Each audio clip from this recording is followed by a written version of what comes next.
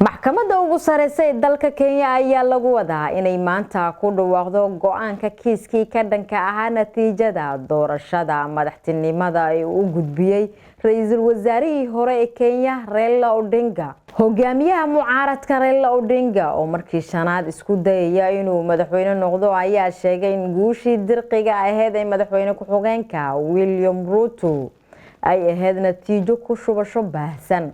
afar ka tirsan todobada xubnood ee guddiga doorashada ayaa qaadacay natiijada uu ku dhawaaqay gudoomiyaha guddiga Wafula Chebukati iyagoo sheegay in tirinta codadku ay ahayd mid madmadow uu ku jiray.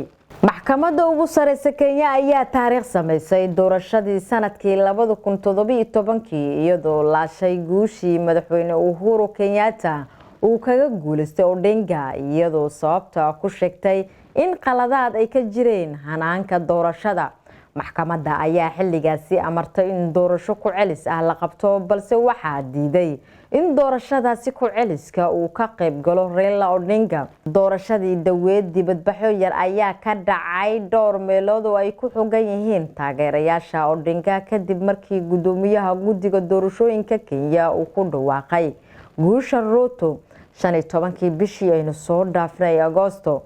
balse Raila Odinga ayaa taageerayaashiisa ugu baaqay inay nabadda. Raila Odinga oo doorashadan taageero ka helayay madaxweyne Uhuru Kenyatta ayaa sheegay in koox u shaqeynaysa Ruto ay jabsadeen hanaanka guddiga ee online-ka ayna wax isdaba marin sameeyeen. Odinga iyo afar xubnood oo ka tirsan guddiga doorashooyinka ayaa sidoo kale gudoomiyaha guddiga Wafula Chebukati ku eedeeyay inay carqaladeeyeen sharciga guddiga iyagoo sheegay inuu iska sii watay tirinta codadka iyo ku dhawaaqida natiijada. Hormuud ADSL Plus waa adeeg cusub oo kuu sahlaya inaad ku xirnaato internet leh xawaare dheereeya 24 saac.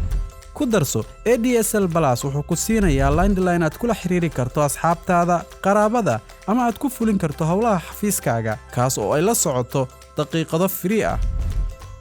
xirmooyin kala duwan oo qiimo jaban iyo inaad si fudud ugu xawilan karto xisaabtaada moobilka waa qaar ka mid ah faa'iidooyinka adeegga internetka Hormuud ee ADSL Plus. guriga, xafiiska ama xarunta shirkadaada isticmaal ADSL Plus oo ku xirnow dunida.